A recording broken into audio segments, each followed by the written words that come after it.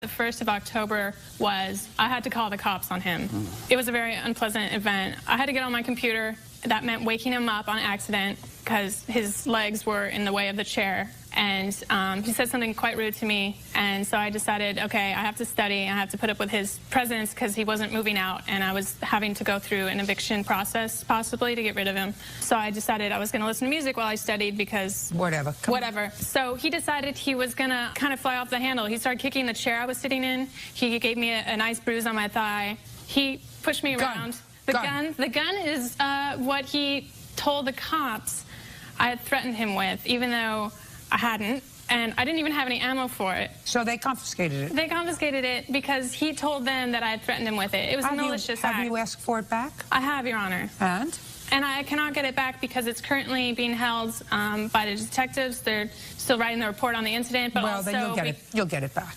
Well, they're saying that I won't because it's not registered to me. It's still registered under my father. And but then you may not. Then you can't have it. But the only reason it was confiscated, Your Honor, was because he claimed that I threatened him with it. Ms. Diaz, I can't help you with the gun matter. If you're legally entitled to get the gun back, they are obligated to return the lawful weapon to you. If it's not a lawful weapon, I can't compensate you for having a weapon that you shouldn't have had in your house to begin with being confiscated. I know that that may be a difficult thing for you to understand, so close your mouth. Courts can't compensate you for illegal activity, irrespective of who brought the illegal activity to the attention of the police. Having a gun that is not registered in your name is something that you can't have. And if the police refuse to return it to you, so be it.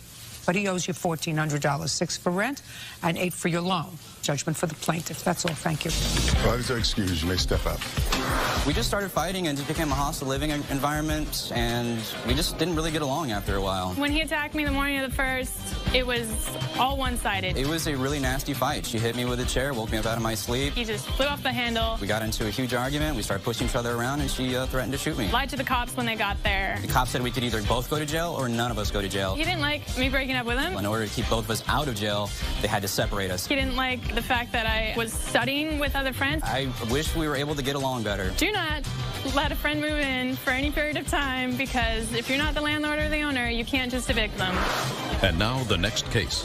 All parties in the matter of Johnson versus View, step forward. Chad Johnson is suing his former friend, 21-year-old Casey View, for loans to get his car out of impound and to have it repaired.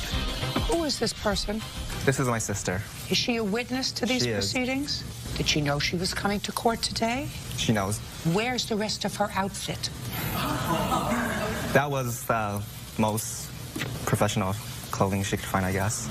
You don't have a pair of long pants?